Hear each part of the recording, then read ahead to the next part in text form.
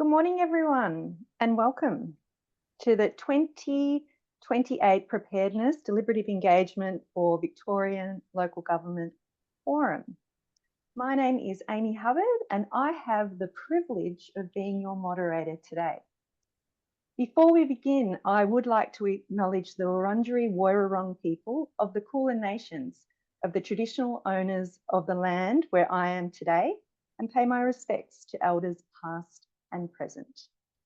I also recognise the traditional owners of the lands from which you are joining across Australia and the Maori as tangata whenua in Aotearoa, New Zealand. Welcome. As we meet, I reflect on the values of respect, care and connection that First Nations people have upheld for generations, and hope these values guide the way we listen and work together in the engagement space. And welcome to all of you.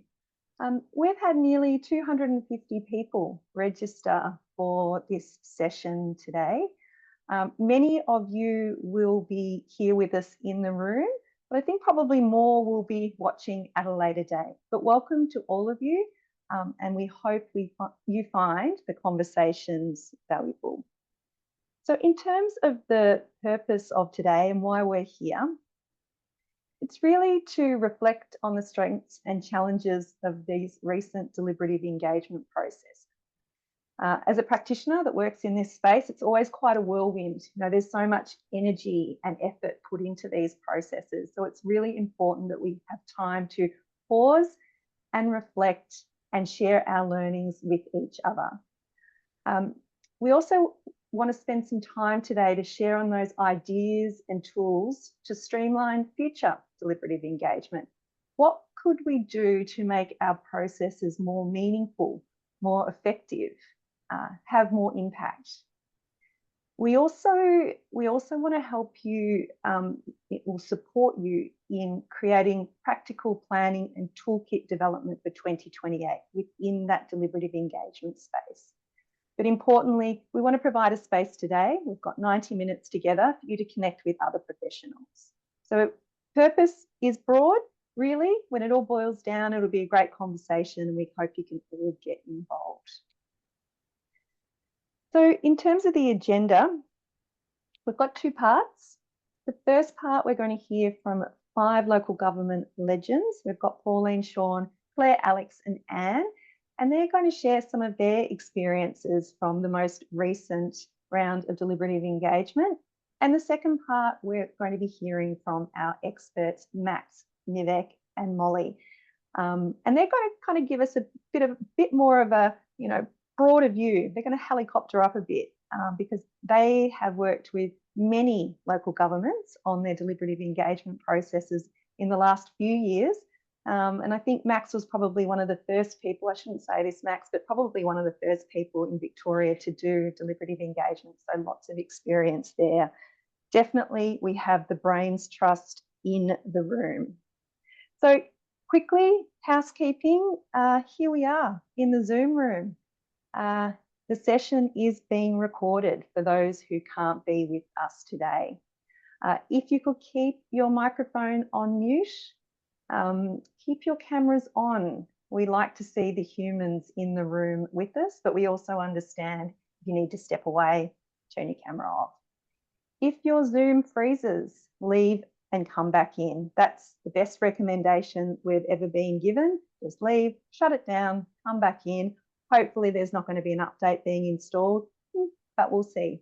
But if you need to support in any way to participate, my colleague Merrin is here to help, and Merrin is going to paste or type her email in the chat right now. So just shoot Merrin an email and she'll be able to navigate you through the Zoom room or any sort of tech help that you may need. We have chat. Chat is your friend. Use chat to provide examples, links to the great reports you've written, resources, toolkits, put it in chat. All the resources that are shared in chat, we will share with you. You can also use chat to ask questions, make observations, but we also have the Q&A function So you can also ask questions to our Brains Trust through the Q&A function. So you do you, chat, Q&A, just as long as if you do have a question, we have some time to present it to the panelists. But I think importantly, we'd love to hear a little bit about you and who is in the room. I think you know about these QR codes. If you have a smart device in front of you, you can click on the QR code and it will take you through to Mentimeter. We'll also put the details in chat. The code there is 69451442. And we're going to learn just a little bit about you, just 3 questions to get things started here today. So we've got 120 people in the room at the moment. That's a great number for a Tuesday morning. Thinking about those people in WA, 8:07. Hopefully the coffee's strong. Also got people in Auckland. You might be having your lunch. All right. So let's see where you are. Where are you located today?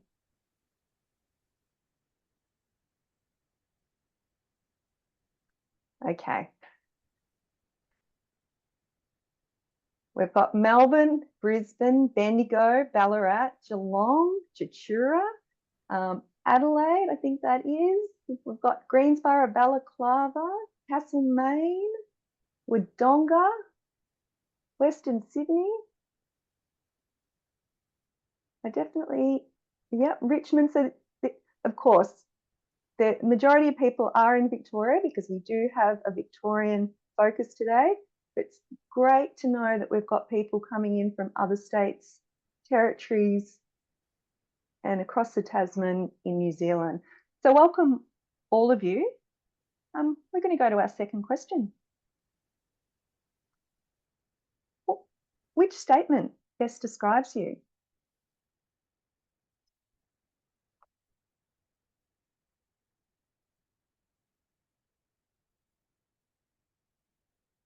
They really are running at the I work in local government. Looks like that, yeah. So most of you are from the local government sector. We've got quite a few of you also are a consultant or a service provider, and service providers might be, you know, a technology partner. We've got 3 from the not-for-profit sector, and we've got 7 from other. We'd love to know about the other. So if you have a moment, could open chat and let us know what other is, because we love to know a little bit about the people that join these sessions. But most of you are from local government. Thank you. And we've got a third question. What is one learning you would like to share about local government deliberative engagement?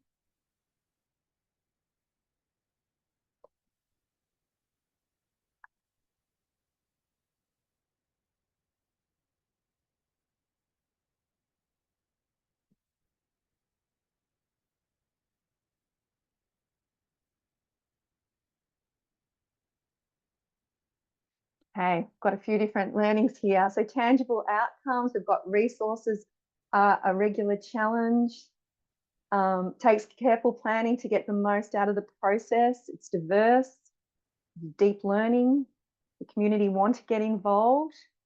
Such a rewarding process for community building, really is. Collaboration, connections between communities. It's resource intensive, but worth it. Will a consultant be needed now? We have access to AI. AI could be facilitating these forums. Community views are valuable. Yes, they are. Community members are very passionate about white local community. Meaningful deliberation needs time and space. It's an amazing experience. Explain the process well to your decision makers. Yes. Community grade connection. Best approaches for local government stakeholder engagement. Organisational buy-in matters. Couldn't agree more. It's so broad, complex, ongoing and fun. It is fun. Hard work but rewarding. Thank you, everyone. So there's broad responses there. And no greater way to build trust in council. Okay. Thank you for contributing there. And in chat, I can see our others. We've got Federal Government Agency in Housing. Welcome, Colby. Hannah, we've got Work in Private Industry, Henry, Dika. And thanks for your question yesterday, last week, Henry. And Lisa is at EPA in Victoria. All right, let's move into the forum. We have got the best group of humans who are going to share some stories with you today. And the first stop on the tour of local governments and deliberative engagement is Campaspe Shire. And Campaspe is up on the Murray, Echuca. People probably know Echuca and Kyabram and a whole lot of other towns as well. Such a beautiful part of Victoria. So first stop is Campaspe. And we've got a little bit of a report card to share, first of all, about the Campaspe deliberative engagement, which occurred earlier this year. So the report card, we had 35 participants, or Pauline had 35 participants. There were 3 sessions over 15.5 hours. It was all in person. The remit was, who are we as a community today, and who do we aspire to be in 2040? What is important to the community now, and what will be important in 2040? And what priorities should the council focus on to support positive change and growth within the community? And just one final comment before I introduce Pauline is the deliberative engagement increased trust in council. Strongly agree, definitely did. The trust barometer, very high. But I'd now like to introduce Pauline Gordon, who is the CEO of Campaspe Shire Council, to the main stage. So thank you for being here, Pauline, because I know your diary is fairly full. So thank you for making the time to share with your local government colleagues that are in the room today and that are watching at a later date. I've got 2 questions and you can choose to answer one or both just to kick things off. But, you know, reflecting on what you've achieved this year with deliberative engagement, what are you most proud of, and or what do you feel you have learned and would like to share with the audience today? Thanks, Pauline. Hi, everyone, and thanks for inviting me, Amy. I did try and get out of this. I will start off by saying that. I'm here in Echuca at the moment. I'm on Yorta land, so pay my respects. Most proud, and I decided to change my mind and actually come because I think, and I'll talk a bit about the amazing team here at Campaspe as well. But I think for me, it started well before that in terms of my relationship with the elected representatives. So I guess that's something that I wanted to talk about today, was actually convincing. And somebody said before, explain the process well to decision makers. It started probably 12 months before we even got to the actual citizens panel. And I remember being in a car driving from somewhere, I have no idea, with the former mayor at the time, and saying, you know, do you know about deliberative engagement and citizens panels? And I think this is what we should be doing for our community vision. And he looked at me like my head was spinning around. And that was the beginning of, I would think, probably 6 months worth of conversations with the councillors, and showing them other examples of citizens panels and how effective they've been in generating the thinking that the councillors need to actually make the decisions. I think that was, for me, that was one of the issues is councillors see themselves as the people that are elected to make decisions on behalf of their constituents. And you're not taking that away from them, but it's actually reminding them how effective it is to get the other voices of their community in different ways. And I think the fact that we actually workshopped with them on what the remit was, there was ownership front and centre from them that they had ownership over the process. And I think that was really, really, really important. I guess I'm super proud, and this is an org where most of exec have also only been here for less than 3 years. and an organisation that we restructured, 2.5 years ago. So there are lots of new staff, lots of new managers. And I'm really proud that we had capacity within the organisation, and to be ably led by Kirsty Beattie, who I know is on the call and absolutely phenomenal. She was sort of voluntold that this was going to be her role. And so we pulled together an amazing project team behind her. And I just wanted to name them: Kay, Jo, Janelle, James, Susie, Beck and Michael. Just seriously super impressive people. And I'm one of those people that go, yes, I've got an idea, and they all shake their heads and groan. But in this instance, the amazing team that just pulled together.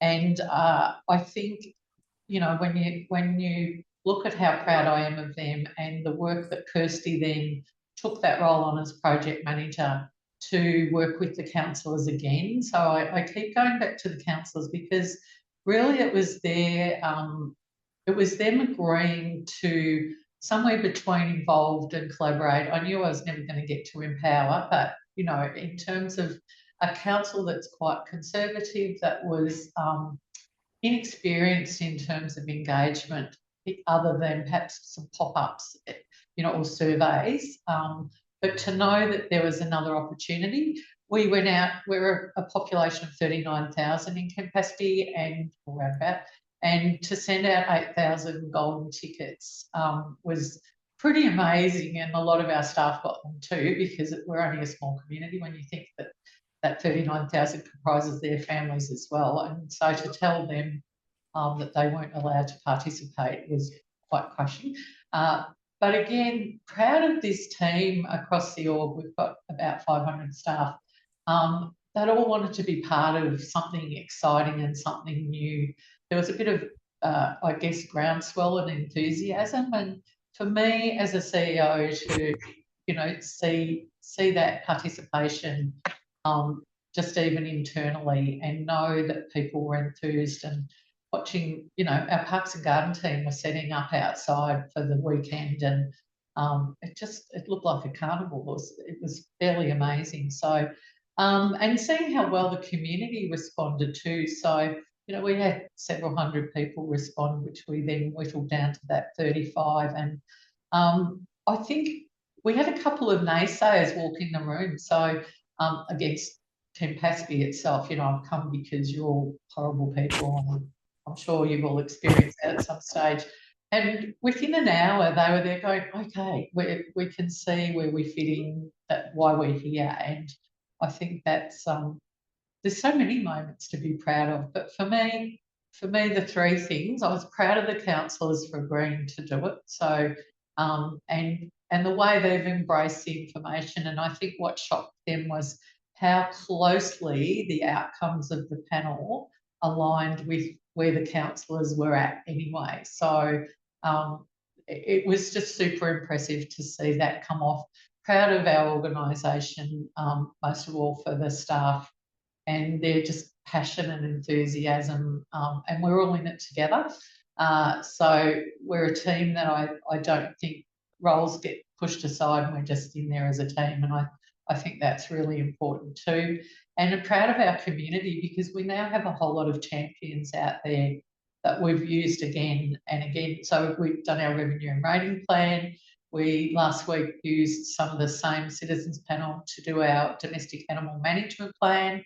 And I was just speaking to the Mayor this morning about our next idea of next year perhaps doing a much broader engagement and signing up maybe 200 citizen panel members. So I'll leave it at that, Amy, if I can, and if anyone's got anything they want to ask or share.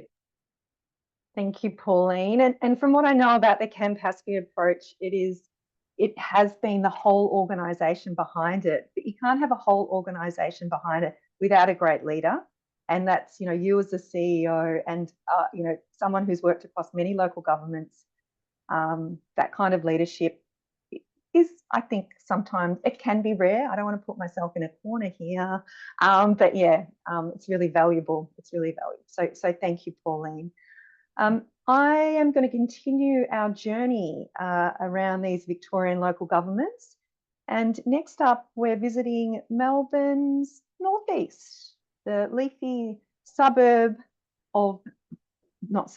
municipality of Banyule. So you had a community think tank at Banyule, and you had 4 sessions over 24 hours, but you had some sort of complementary online sessions. There was a mix of online and face-to-face sessions.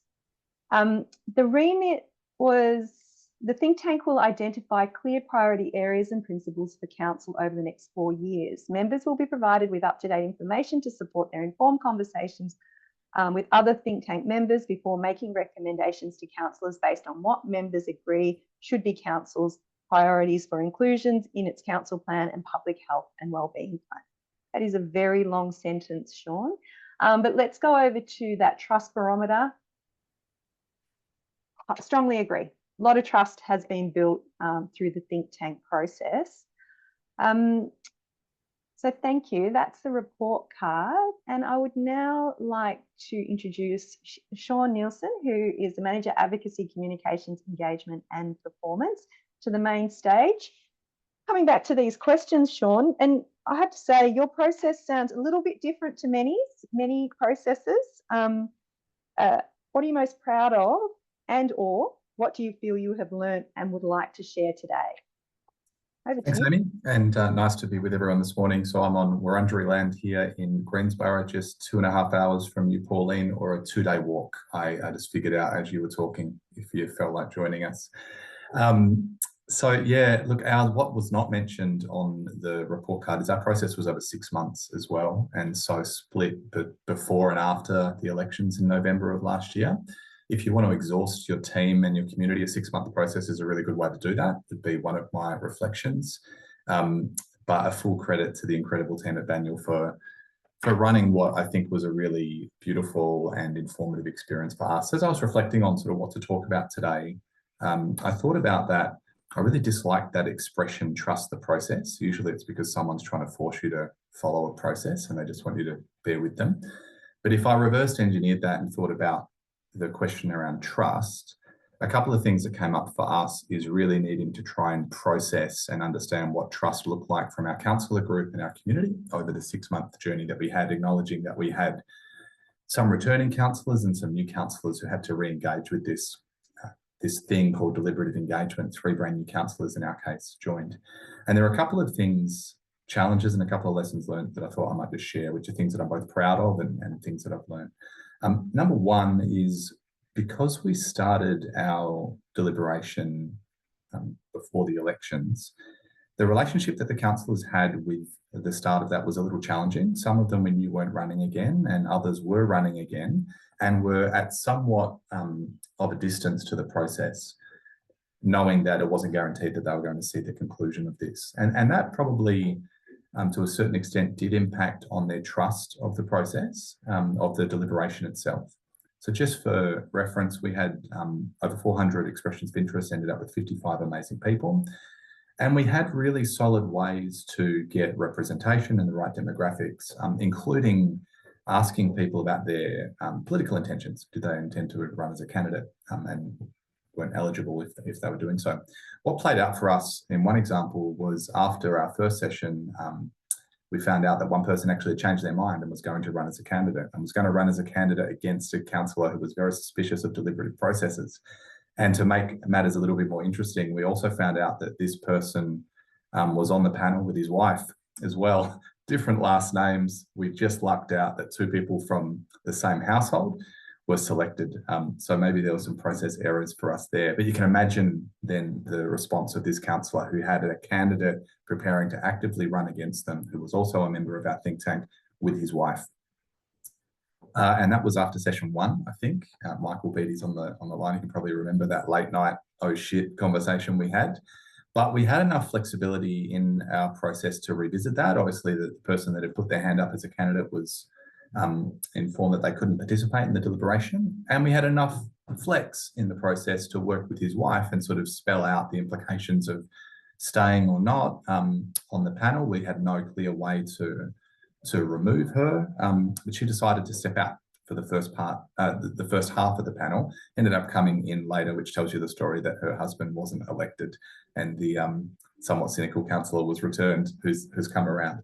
So I use that as an example of, I needed to be really upfront with the councillors about some of the challenges that were emerging in real time. And that was a good lesson learned about how we had enough rigor in our process to deal with a really challenging situation that had the potential to boil over and kind of colour or discolour this process pretty quickly.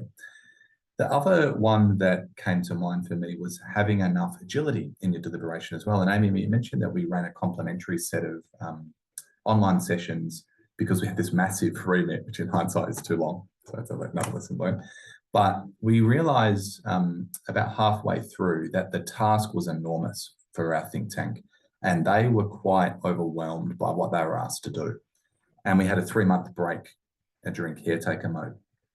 And so because of the remit being pretty ambitious, but also dealing with principles and priorities, the think tank, I think we realised from the questions that they were asking is some of their trust in the process was starting to be a little bit affected. They didn't quite feel they had the knowledge and information to do the task ahead of them. And yet we had a 3-month break between in-person sessions. And that's where we came up with a model of these complementary specialist sessions, which were dealing with topics that the think tank had said we need to know more to do our job. And so they were around finance, our long-term financial situation, they're around the way we manage assets, they're around how does council currently prioritise and how does it monitor performance, and around health and wellbeing. And we worked with subject matter experts from across the organisation to run those sessions. And the uplift in knowledge out of that, which we didn't plan to do, that was on the fly, so enough agility in the process, actually totally turned the think tank journey around and meant that we could come back with a new set of councillors, give them confidence that the work coming out of this group is incredibly well informed, because we were able to think about community trust along the way through and then make some steps to adjust it. So I know I'm out of time there, but just a couple of observations from me about processing trust and needing to change things along the way to maintain it from a political and a community perspective. There's a lot in there, Sean. Thank you. Great to have you here today. We're now going to go to the capital city, City of Melbourne. Everyone knows Claire Murrell. Don't need to introduce you, Claire. Everyone loves Claire. Lol. Claire's an engagement legend at the City of Melbourne. So let's have a look at the report card for the City of Melbourne. You had 4 sessions, 24 hours, 48 people. That trust barometer, pretty high. So trust in council, strongly agree that, it was increased. And your remit, our city is evolving and changing, and this presents opportunities and challenges for all. What do we want Melbourne to be in 2050? And what do we need to do now to get there? And there was a sub-question to this, was how City of Melbourne balances responsibilities as a global capital city and local government. So there's a bit there. And you also had a summit, Claire, but we're not here to talk about the summit. Let's talk about the deliberative engagement. So back to those key questions, something you're proud of or something that you have learnt and would like to share with the group here today. Thanks, Amy, and happy to talk summit and all things because it all fits together. It all kind of related to each other, but that was the most familiar deliberative process with the People's Panel. I'll start with something to share or lessons learned because I think that we had a lot of things, but I want to hone in on one, which is you really need a good runway. So you can build the best plane, or at least one that's going to fly. But if your runway is short, it's going to be really challenging and you're going to have to make compromises along the way. So planning early is the biggest kind of lesson of all, because we didn't get afforded a long runway. We really waited until after the elections. We have a very, active, proactive Lord Mayor who had an election commitment around delivering a Melbourne 2050 summit, a Futures Summit, which was a really key, massive participatory event that we had. And, we had a really clear objective and driver around breadth and depth to achieve, which, we all get that kind of, engagement objective, reach broadly and go deep. So we had lots of different ways to try and achieve that. And obviously the summit was this really fantastic opportunity to go, okay, let's get diverse participation. Let's, make it really big and important and hype. But we also ran the deliberative engagement process really afforded us the opportunity to go deep. So I think, that's a shout out to the legislative process in that it's a requirement. We have to do it. So, there was no argument there, but it really enabled us to be able to really consider, well, how do we go deep since we've had this big kind of event of the Melbourne 2050 Summit? How do we use, what we've heard through the summit to then take a group of everyday citizens and provide us with, that really interesting conversation, really interesting input into what we need to do as a global capital city. Everyone cares about Melbourne. Everyone has a connection to Melbourne. So how do we work with that? Something that I'm really proud of, this goes to a shout out to the local government engagement sector in Victoria. We are, strong and we are generous and we share a lot with each other. So taking the time to reflect and hear from what others have been doing as well, I think it's the small and big improvements that we're making to our practice that's moved us from what, we're doing things that were once considered kind of innovative or a bit hard are now embedded practice. So things like involving children and young people, that's a given. We're seeing so many different ways that happened in our deliberative processes, and I can talk later about how we did that at City of Melbourne. Practices to reach consensus with diverse groups of people. Like I've had conversations with Max going back 10, 15 years about this, and it felt really challenging and different the times that we were having these conversations. It's now a given how we work with groups to reach consensus. Accessibility practices and reducing barriers to participation has to be done, no question, and we're doing it really well. And I think we're seeing that not just through our deliberative process, but we're seeing that start to, really influence our everyday engagement practices. So that's something I'm really proud of. Local government engagement sector in Victoria, keep sharing, keep being generous, keep doing great things. That's my pitch. Amy? Well done, Claire. And it was to time. There's so much in there, but we will be coming back to you. Don't you worry. And thanks for people commenting and asking questions in chat. And I love, thanks Eleanor for responding to Emily's question. And Emily has just landed in Melbourne has been working at Evolve in the UK. So anyway, watch Emily's name. I'm looking forward to meeting you in a couple of weeks. So next on our tour is we are going to Glen Ira, and I would like to introduce Alex Leamy. Alex, where would you describe Glen Ira as a municipality? Is it southeast? We're about 6 kilometres southeast of the city of Melbourne, so not too far. Inner southeast is like what we like to refer to ourselves as. Okay, so you could walk to Claire's office for a coffee within 2 hours. Oh, maybe take the tram, but one could certainly walk if they wanted to. Okay. All right, your report card. You had 41 participants, 5 sessions, 22 hours. Again, that trust was built. You had a remit, which was to explore community priorities and develop recommendations for council's 4-year plans. So participants were asked to consider community wellbeing, safety and quality of life, investment in places and infrastructure, service delivery and support for diverse communities, climate action and sustainability. And just a note there, every one of the 5 councils that we're talking to this morning did public engagement before their deliberative engagement, and they did public engagement after. So perhaps that's the norm. 4 years ago, it wasn't the norm. Sometimes it was either one or the other, but just a fun fact about these 5. So let's hear from you, Alex. Coming back to those questions, what are you most proud of, or is it something that you would like to share with the great humans in the room today? Thanks, Amy, and thanks everyone who's joined today and or is listening later on. I'm happy to share a little bit about our experience. There's probably a few things we're particularly proud of. One of those is we did things differently by integrating all of our different key plans into one single meaningful engagement.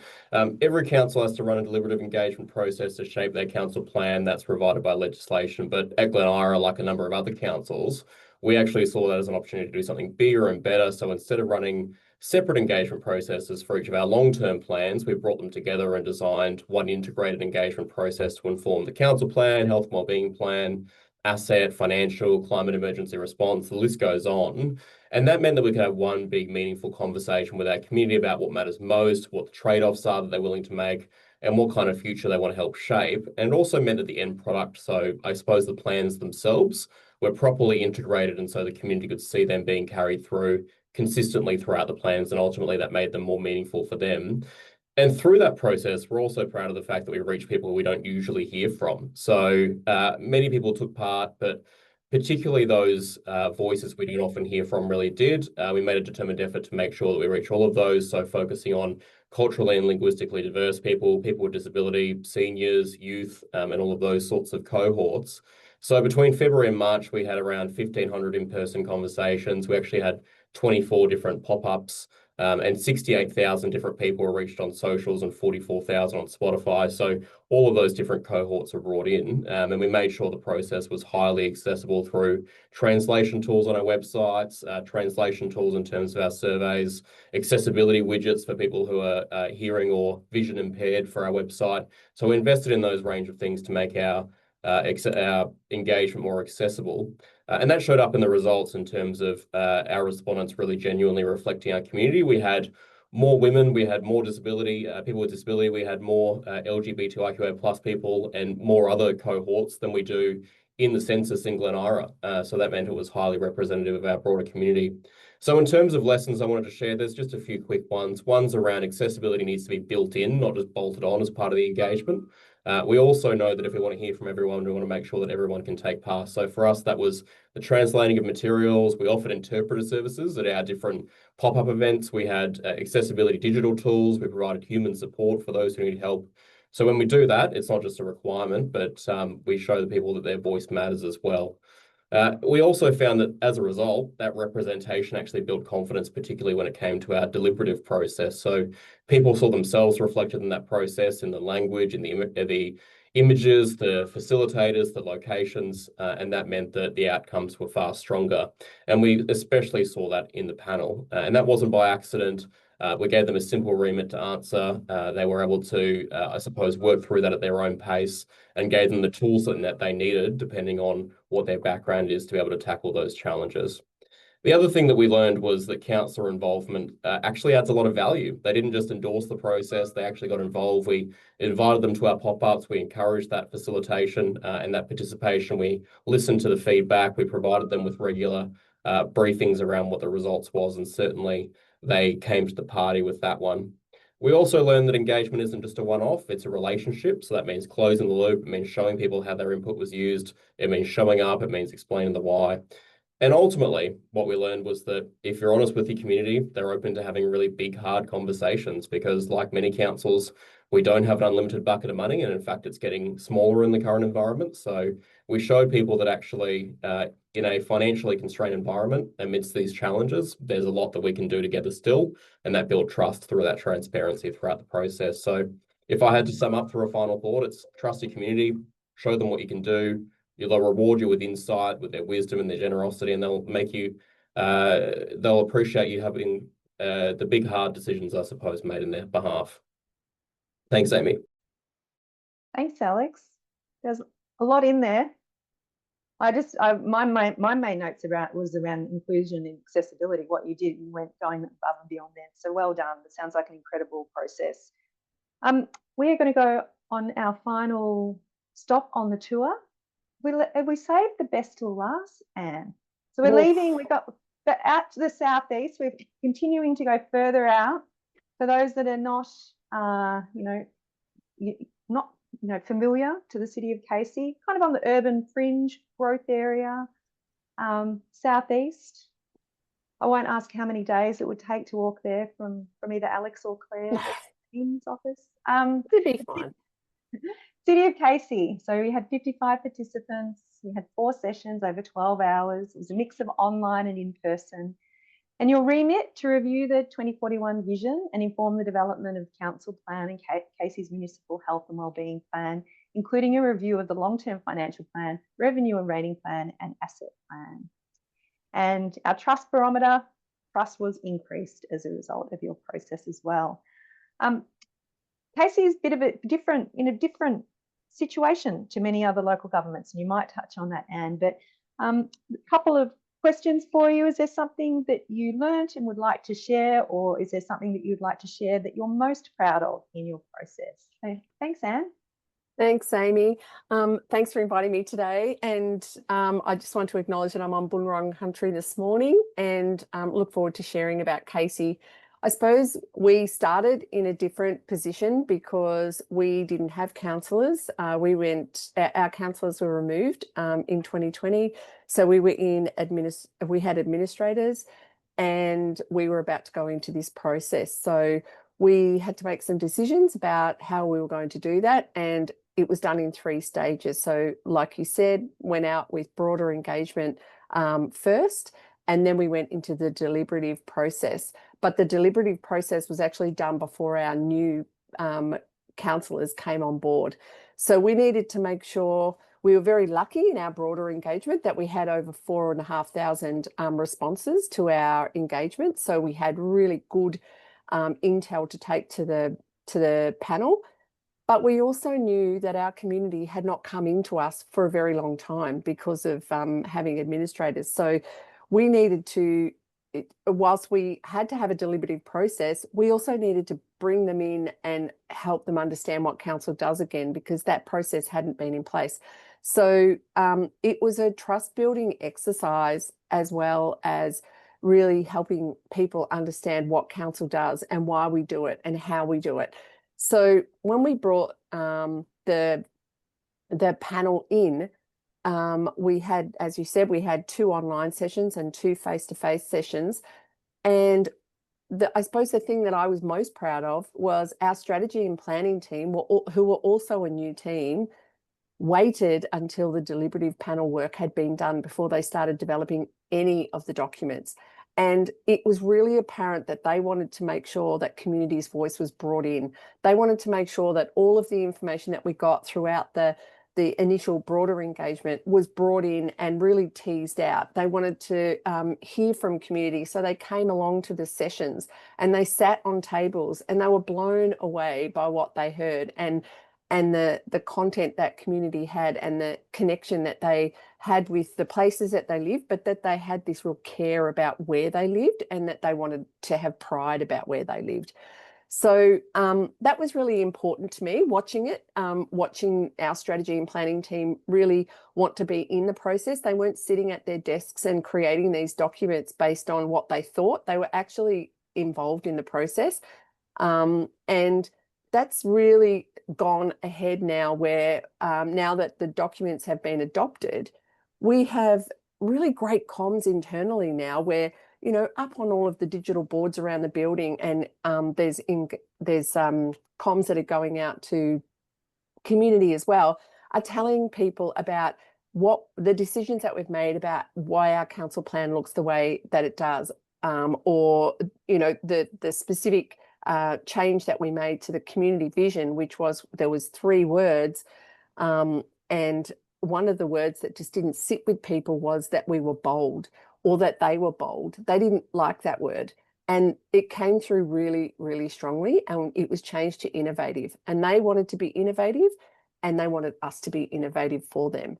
And so our strategy team have been using that in all of the conversations they've been having internally. They continued with workshops using all the data that they had, and it's become this really fantastic shared information that's come out of the deliberative panel work, and also the broader engagement as well. So I feel like everyone's on the journey now, and I think that this is what's perfect about today, is that we're talking about 2028.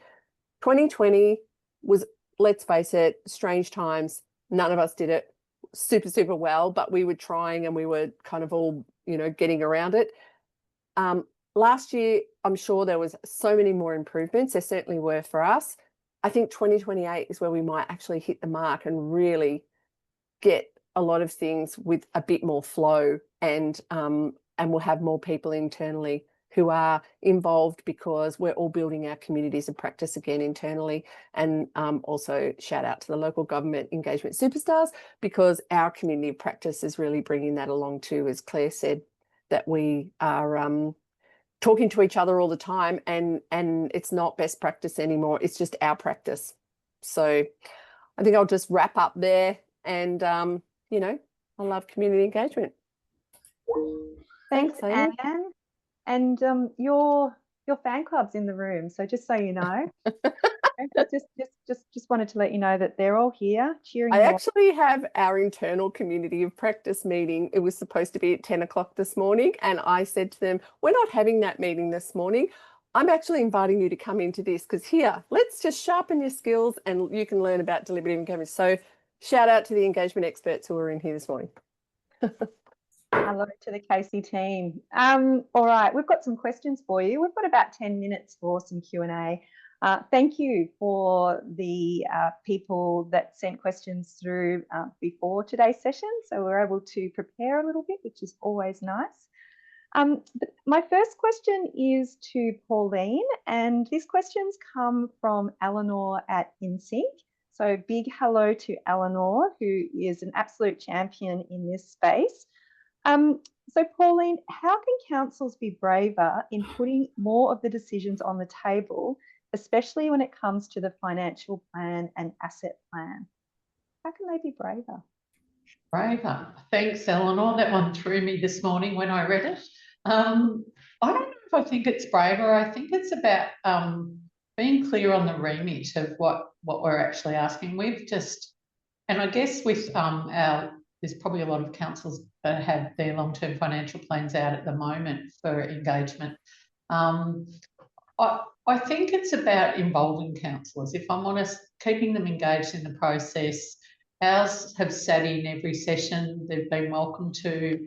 I don't think there's any magic answer to it, and I think they'll get braver naturally. I don't know if anyone else wants to add to that, Amy. I think when there's the confidence in the process and they can actually see what the outcomes are in terms of, you know, the trust and, you know, having those community champions, that's my only thing to add. Like, the proof is in the evidence. Hello. Oh. Karen here from Translate. Can you hear me? Yeah, I'm just on a meeting.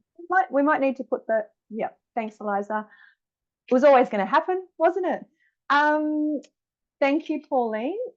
Any other panelists have got a comment on that about being braver about putting, so Sean, yeah. Yeah, I totally agree, Pauline, with your observations. I also think, you know, a few of us spoke about, this doesn't always happen, but generally there's a really strong alignment at the end of this process between what our elected representatives are thinking and feeling and what comes out of deliberative processes. Not always, but that's something to really be celebrated and demystifies the whole thing, actually.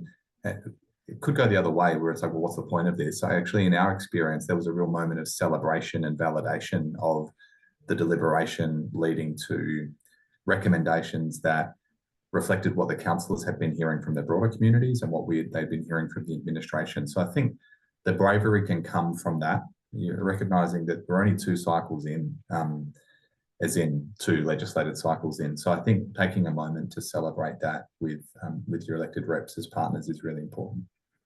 Thanks, Sean. Sean, while you're in the hot seat, I've got a question from Andrew from Borbor. Do you have advice on how best to commence deliberative engagement prior to an election period without influencing campaigns and without putting offside newly elected councillors? Any advice or top tips from you? Thanks, Andrew. Yeah, don't do it would be probably my best advice. No, look, we not that advice. We made that decision because of timing. So we wanted to have enough time for the panel to do the work that we thought was pretty intense. And we wanted to really make sure that the recommendations could influence our strategic planning process. Our reflection on past experiences is you cram that and you actually just miss the opportunity for your organisation to really dive deeply into what came out of the deliberation. So timing was a factor. In terms of how you manage it, giving enough clear space either side of elections is really important, and baking in really clear ways for the existing council, and in our case the new council, to feel a sense of ownership and engagement. And our councillors are really good at recommending we split it, 2 sessions before, 2 sessions after.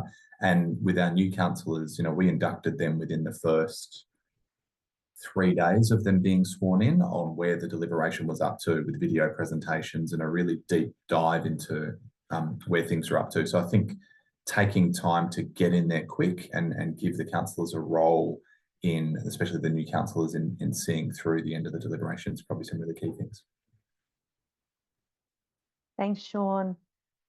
Claire, we've got a question, and there's definitely some interest around this in the chat as well, but how did you include children and younger people in the deliberative engagement? And that question's come from Kate at Whitehorse. So thanks for your question, Kate.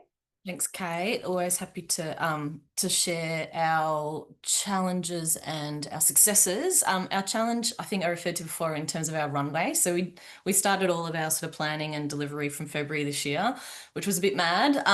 But we also had some really strong drivers. The Lord Mayor asked for a provocation from young people for the summit, which gave us a really great opportunity. Okay, how could we work with a group of young people prior to our big M2050 summit in May to develop up this provocation? So we worked very closely with our youth services team, who were able to sort of reach out to their networks, and we got 25 people in the room to develop. They've developed their own 2050 visions, but they also developed a set of principles that were to be taken into the summit for deliberations. One of the principles was, and it stuck through all deliberations, one of the principles was making decisions based on hope, not fear.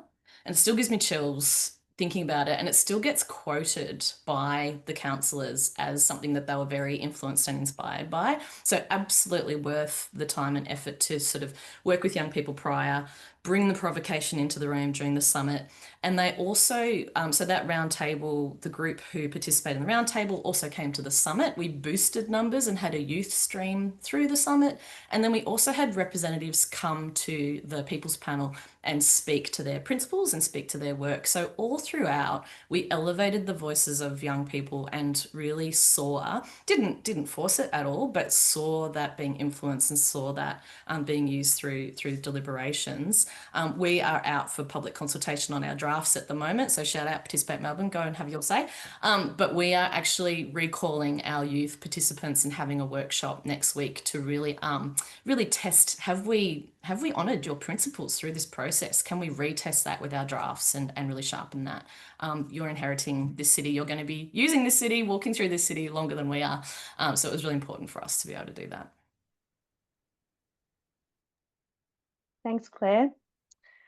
So I've got a question for Alex. And again, coming back to that theme around inclusion and accessibility, but it's like, what are examples of processes that have happened alongside deliberative panels, your panel or someone else, to ensure priority populations who are underrepresented or don't feel safe participating in a larger group? So that might be First Nations or multicultural representation.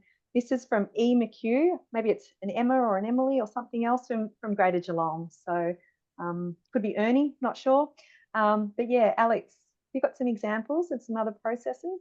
Thanks, Amy. It's such a great question. Thanks to Emma or Ernie or whoever it may be for that question.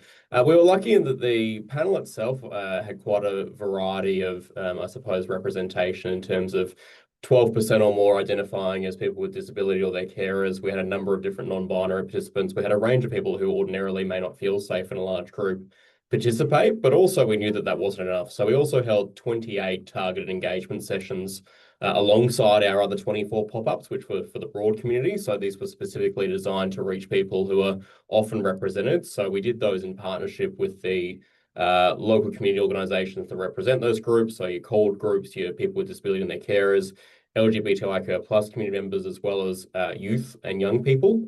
These sessions, I guess, were tailored to meet the needs of each of those groups. So we had interpreters on hand, we had translated materials for those groups, we had one-on-one assistance if they needed it, so they were really inclusive as well.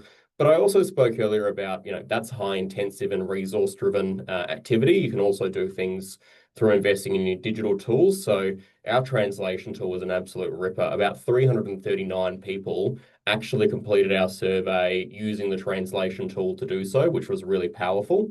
And 283 people also used our web accessibility tool, which was really powerful as well. So those were people who needed I suppose, a screen reader or a range of other things that they could do to get involved. And that interpreter support and human help was also there if they wanted to call council, and they can ask through our interpreter service as well. But we also did things to reach people who, particularly on that young person question, we know that 18 to 24 is so hard to reach. And so we explicitly used channels that are favoured by those people, like Spotify and other digital channels, to reach those people as well, to make sure they had their say. So effectively, all of our harder to reach cohorts were very well represented above their census levels in our surveys as a result. And my advice would be, make sure you target the kind of grassroots stuff, but also don't forget about your digital tools, because it's a great way to, I suppose, get bang for your buck. Thanks, Alex. And we've just got one final question before we move to part B, and meet our experts. Anne, we've got a question from Henry at DECA. What insights can you share on initiating these conversations so that messaging is consistent, avoids escalating political or reputational risks, and helps build community understanding and acceptance of outcomes? Thanks, Amy, and thank you. I've forgotten his name already. That was Henry. Thank you, Henry. I think it's a couple of things. I think it's about building your internal community practice, because if you have a really strong community practice, and in particular if it's across the whole organisation, so that you've got people in planning and you've got people in rec reserves and you've got people, you know, from the Office of Council and in the comms team, things like that, you're getting these kind of spidey senses out, and you're starting to have conversations with people who are speaking about engagement, who are training in engagement, who are having the language as part of their practice as well, and then they're having those conversations with their team members too. So it means that by the time you get to, in particular, as we're talking about 2028 preparedness, if you are having these internal conversations and you're building your networks internally and everyone is talking about engagement, it'll be no surprise when we come up to this next deliberative panel work for our big documents, and people will be more likely to get involved. They're going to be talking about it within their own teams. They're going to be used to speaking with councillors about how they've engaged with community throughout the process. And for the next couple of years, they'll be getting used to that process, and it means that you've got a much stronger group of people who are prepared to, be braver and give engagement a go. So I think that the outcomes for community are going to be so much stronger if you have a good community practice internally. So I think it's that, but I also think it's around clarity. It's about clarity for your deliberative panel, clarity for the organisation about what the ask is of the panel. The panel are not going to solve all your problems, but we've got to do the work to be able to feed information up to them for them to be able to solve for us or to have discussions for us. I think it's probably been clunky along the way, but I think we're going to all be so much better prepared for 2028 because of these things. So, yep. Thanks, Amy. Thanks, Anne. And thank you to all our local government representatives. You can, we'll give you the round of applause with the emojis or, whatever people are doing. Thank you for your time and your contributions to the practice and the community. And your contributions are always valued. So if you want to turn your video off now because you just want to relax or stay with us, you do you. But firstly, I would just like to say that it's not Ernie, Emma or Emily from the City of Greater Geelong. It is Erin. So apologies, Erin. I will never forget your name. I'm always going to remember your name. I'm going to, take the time to come and meet you next time I'm in Geelong. Watch out. Sorry. We are going to move into part 2. So we've got 3 esteemed experts who have joined us today. So our first expert, again, another practitioner in our space that most of us know, very highly regarded. Max Hardy, come on down to the stage. I have a question for you before you launch in. What have you seen or experienced that could improve practice next time round in 2028? Yes, I've given this quite a bit of thought, Amy, and I just want to, I think, build on a lot of the insights that have already been shared. I think that given that there is more confidence that communities can rise to the occasion, the opportunities there, I think, internally, and there's a lot of work to be done internally with those that are responsible for plans, as well as your elected reps, to think about how can we take advantage of a diverse reflection of our community to actually do a deep dive on the things that are really tricky. And I really love what Sean shared about let's see this group as a think tank. And I think that's really helpful for elected reps to know this is the think tank to help you do your jobs better, to know what people think when they've really had time to think about something. And so I think that work to be done now is getting the whole organisation, and especially those that are responsible for progressing plans, to think what are the really tricky things that we would like to get help with. What are the things that are substantial and that are challenging that we believe we can trust the community to help us to make some progress with? And I think that is the thing that can be improved and built on, because I think that deliberative processes can do so much more than just gathering sentiment about things. Essentially, deliberation is about making a judgment. And so the question is, what would we like the community to make a judgment on about things that are really tricky? Because it's not just about sort of getting sentiment about 100 different things. It's kind of, let's get really strategic and focused about what are the really big issues, key issues that we really could use some help with. And you need your those responsible for plans to be thinking around that. And it's challenging for them because they have a level of expertise and experience and they kind of know what they want to do. But I think, well, it's not just about, it's about, well, what value can the community bring to things that are genuinely tricky? And so I think sometimes when you have, there's competition among executives or those running plans, there are things that they will wrestle with. And you want to bring the stuff that they're wrestling with and say, let's actually use our community as a resource to help us navigate this tricky issue. And that's the stuff that you want to have those regular conversations and thinking about that stuff now, because that actually helps you to take advantage of deliberation when you step into that. So that would be what I see can improve based on what I've seen. And there's been great progress made in the last 4 years in terms of the thinking around this. So there you go. Thanks, Max.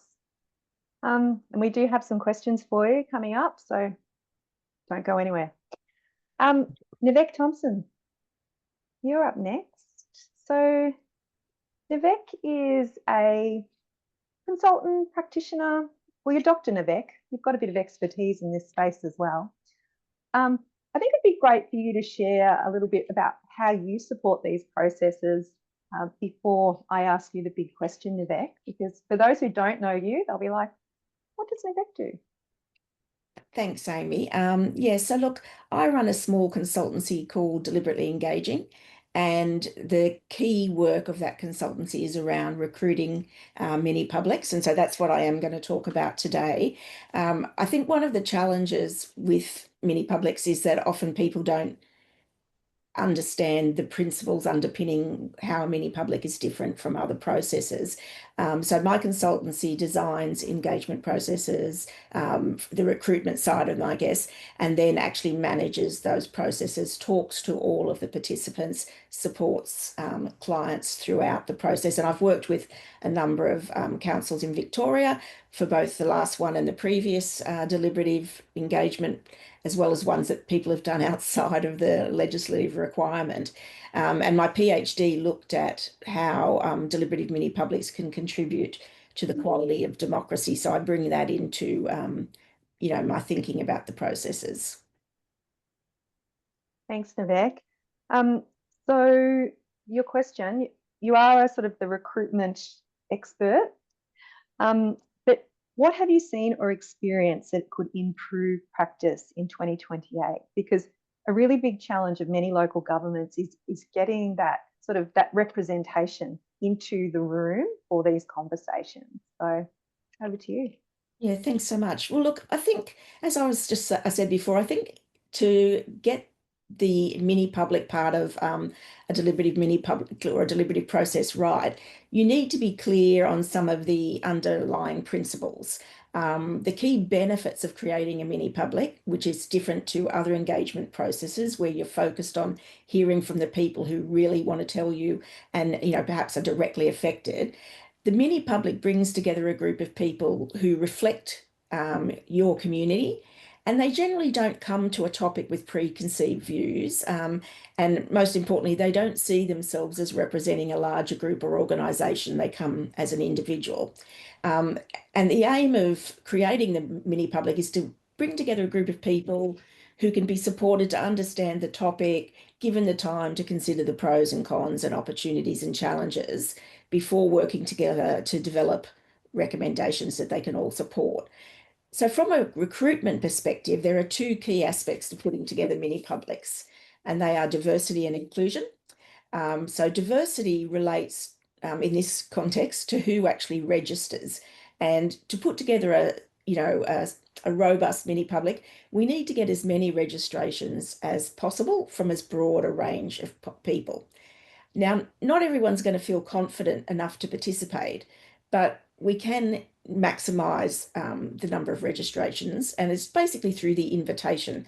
So it needs to be attractive and provide a clear reason why people should register. You know, in practice, I've found for some reason black and white envelopes seem to cut through most rather than colourful envelopes. It needs to be distributed as widely as possible. And one of the things that's changed over the 10 years I've been working in this field is that we're providing more clear support and encouragement to people to participate, whether they feel confident or not. I mean, not everyone will feel confident, but it used to be that the only thing we did was say there's going to be some money at the end of the day. But now most invitations are really clear about the level of support that will be provided to people. And I think that makes a difference because, you know, people know that they can get a translator, they know that there'll be a prayer room, whatever it might be. Overall, the aim with the recruitment process is that everyone has an opportunity or an equal opportunity to be invited, which is Pauline's reference to the golden ticket, the Willy Wonka. To achieve this, we can either send the invitations out randomly to randomly selected people or to every household.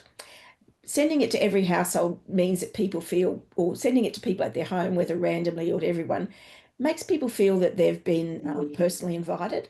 And so many of the people who registered, when they get selected, they say to me, I feel like I've won the lottery twice. I've seen a significant, difference between where invitations are sent out to people's homes, particularly to every home in an LGA, compared to where council uses their networks to promote EOIs. I'm not saying you can't get people through EOIs, but you get a more diverse group, which makes it then easier to put together your mini public. So, you know, that is a better way to do it. And over the time that I've been working in this field, I've seen an increase in the number of young people and First Nations people who register. It's still small, but it used to be sometimes that there'd be none. And that's changed over the years. So that's really great.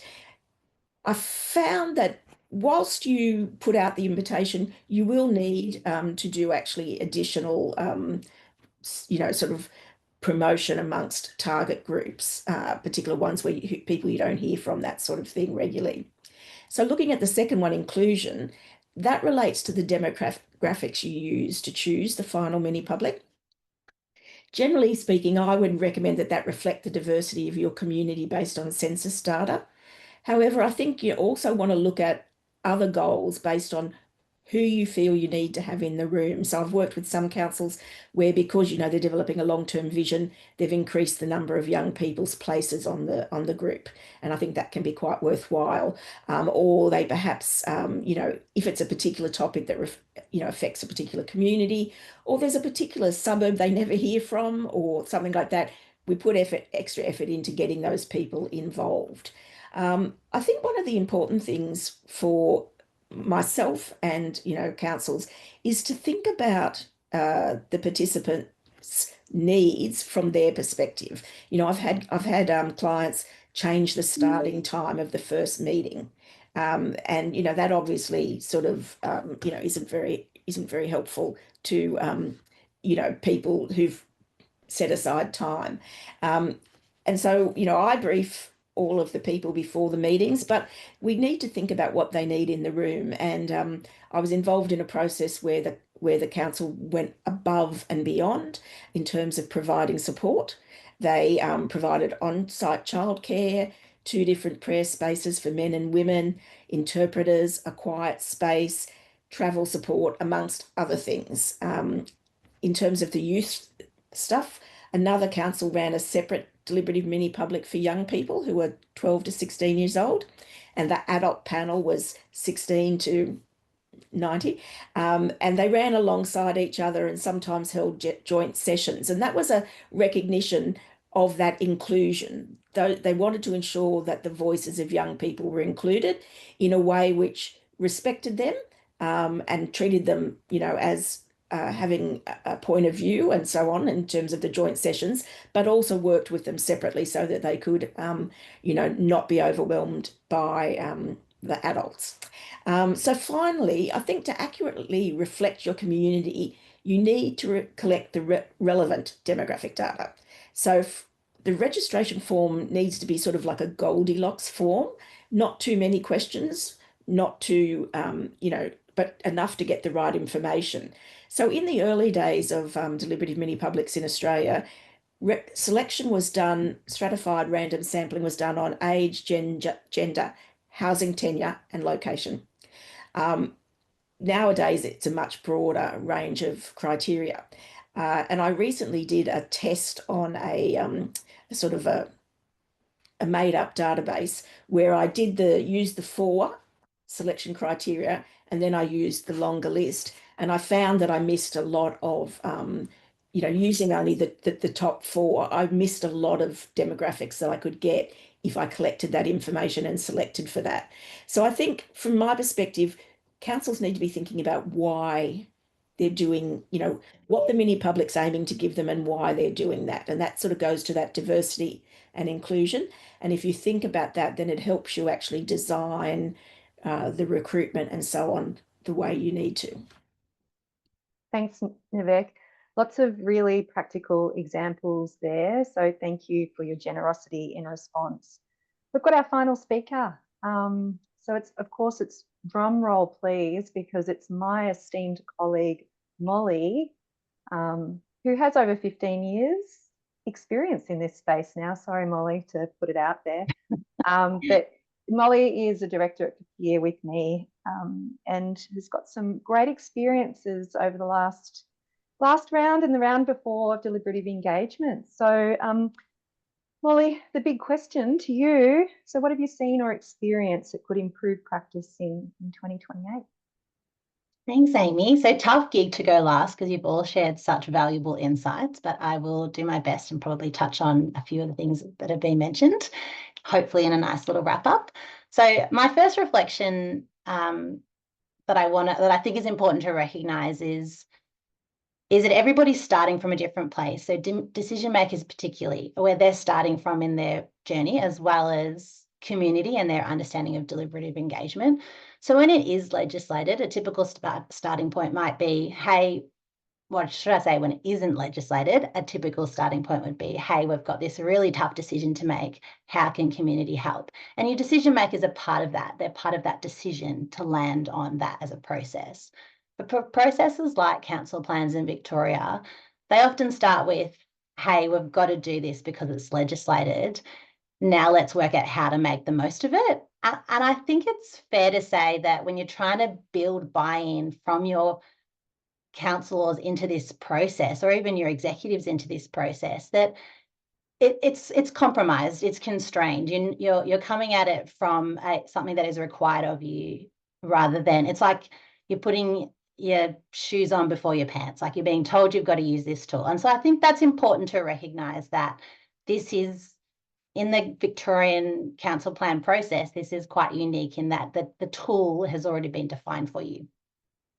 So before I kind of share some tips on that, I also want to reflect on the importance of recognising what's the starting point for your community.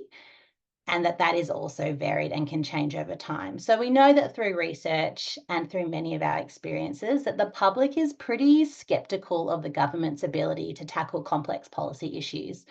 You only have to, look around your own communities and in the media at how this is playing out in real time. And we also know that through our observations and through research that community want to see evidence-based decision making. And I think this is increasing at a rapid pace. And it would be linked to the amount of information we now can access, and whether that's, credible information and very often is not credible information.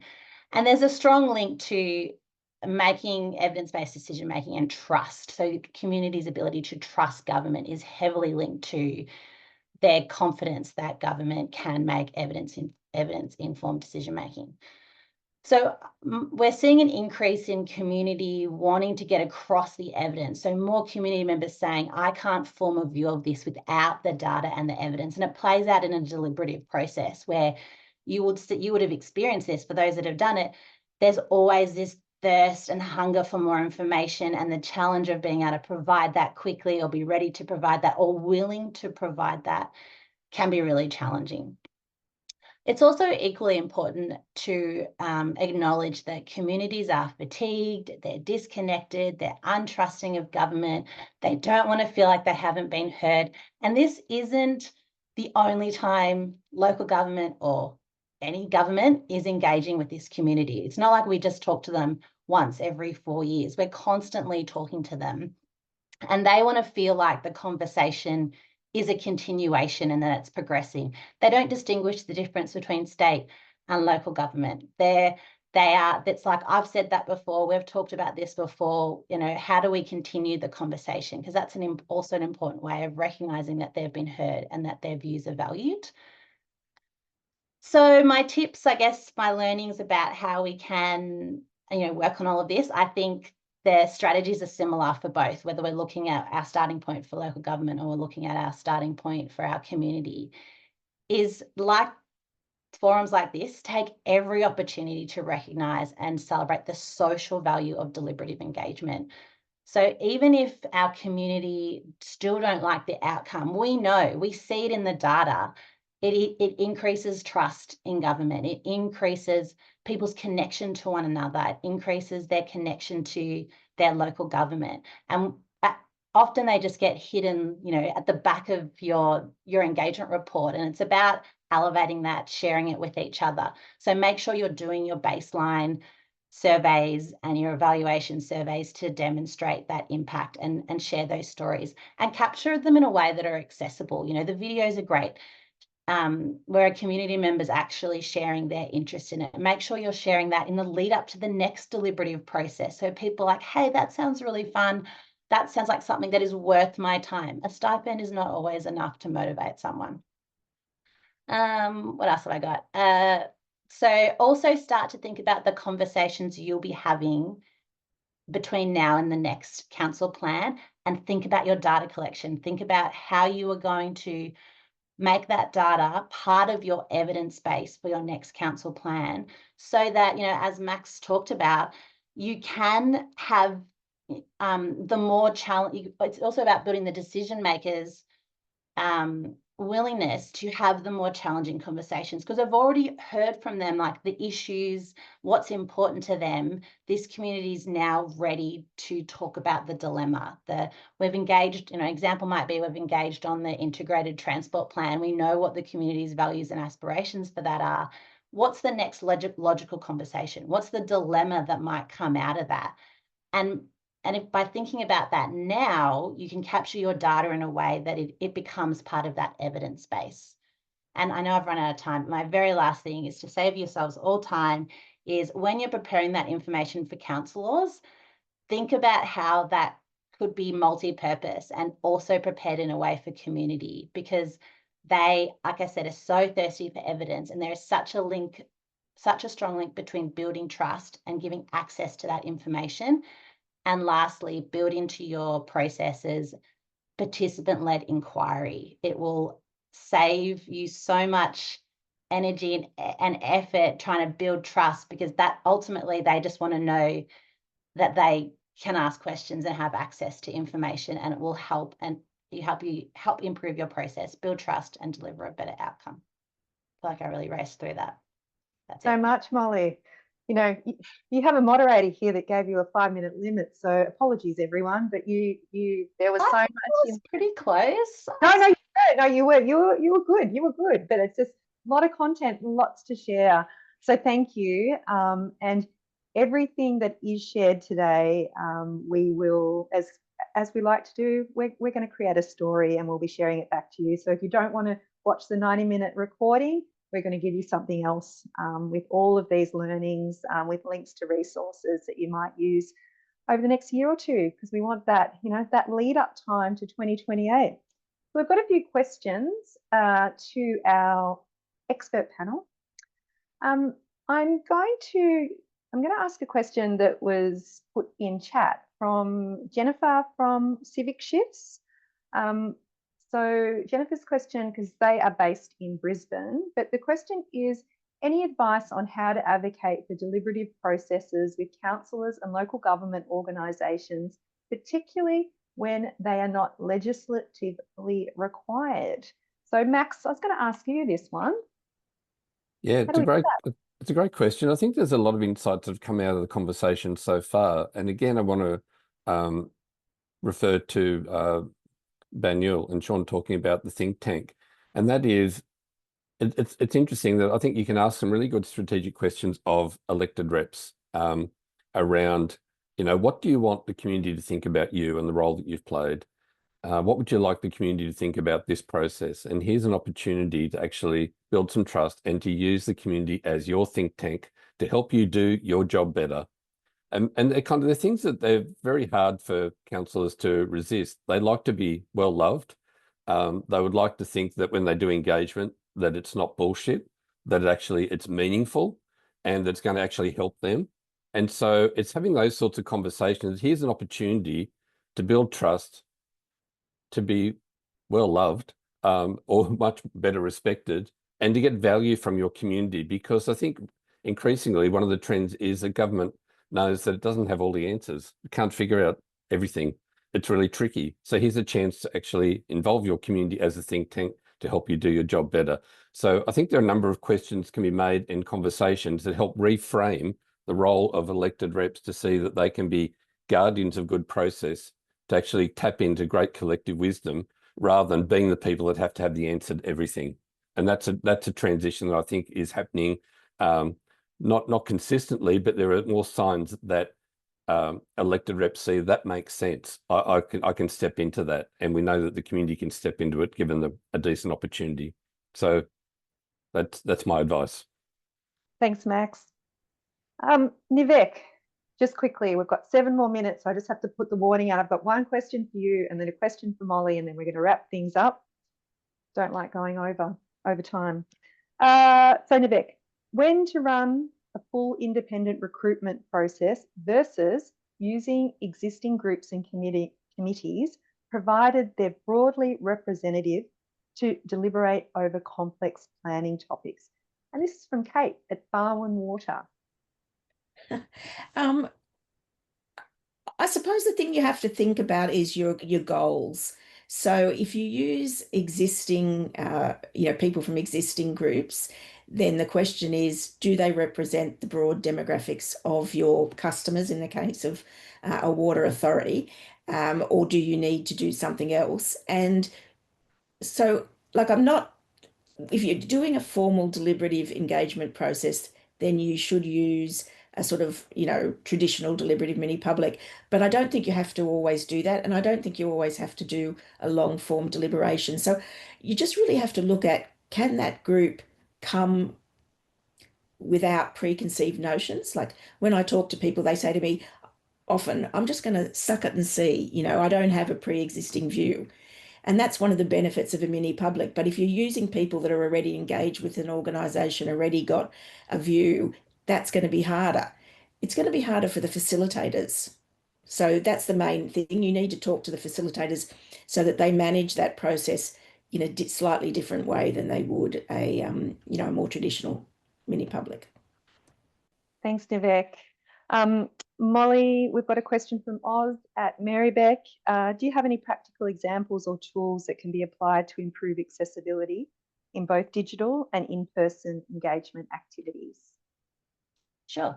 I feel like Alex has shared some really great ones already in through his presentation Q&A, but I'll add a couple that we've seen. I mean, we could have a whole section on this, let's be honest, but a couple we've seen be really successful that aren't necessarily as commonly used. But providing and promoting low sensory spaces and calm spaces are really important. So in person, that's sort of obvious, is providing a space somewhere and really encouraging people to utilize it and access it.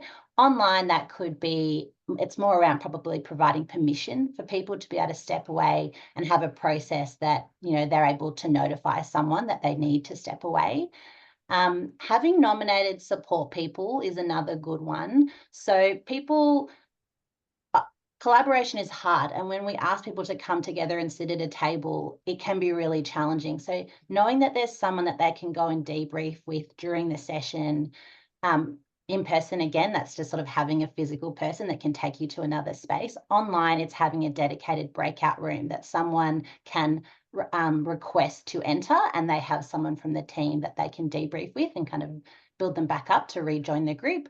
A buddy system's also great. So that can work really well with young people. So it can be really tough for, say, a 15-year-old to sit at a table with adults. So if you've got other young people in the room, giving permission and encouraging a buddy system works really well. Can also work well with other cohorts, and the buddy can be a council team member that they're familiar with. Yeah, I mean, there's so many we could share on that, but Thanks, Molly. Thank you. Really great practical ideas there, and there's some more in the chat. And if others in the room have ideas, please be generous, put them in the chat. We'll make sure that they're all acknowledged in our report that will come out of today's forum. So we're on the home stretch, a few minutes left to go. It's been a bit of a whirlwind, lots of conversation, lots of insights, and a really, broad range of views and experiences. Before we leave, we do have a couple of questions for you and some further information. We're back to the Mentimeter where we started. So the question on the Menti is, what is one idea from today that will help you or your organisation prepare for your next deliberative engagement? The panellists can answer this one as well. And the Menti link is also in the chat.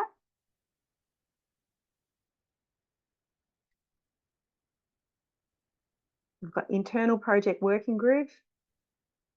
Try to understand where people are at before they start the journey. Other methods of reach to encourage participation.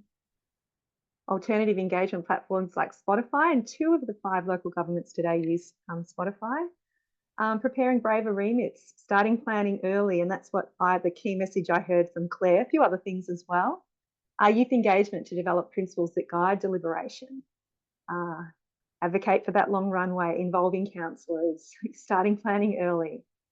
So lots in there. So love the provocation from young people at City of Melbourne. So we'll move on to just our second final question is, what questions do you still have?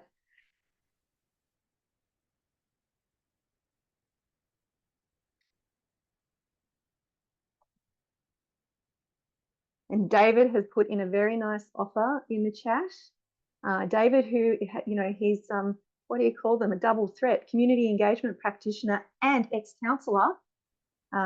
Definitely worth a coffee. What questions do you still have? Can a summit be deliberative? I love that. I've got a feeling I know who has put that up there. Hello, James. What is the going rate for incentives? When's the next session or webinar? What is the capacity for local governments to deliver deliberative processes in-house? In general, did any of the panels think tanks to use incentives to engage your community? Any other final questions? Use of AI? Keep them coming through. And we are going to close off the session. Just a few notices on the community engagement notice board from me.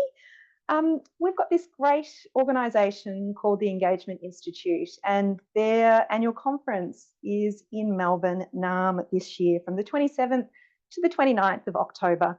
And I've got the pleasure of being the MC and supporting you all in some fantastic conversations. And we will be continuing this conversation at the conference. So I know I will see many of you there. And if you're on the fence, please come along. It's going to be a great event and the inaugural conference for the Engagement Institute.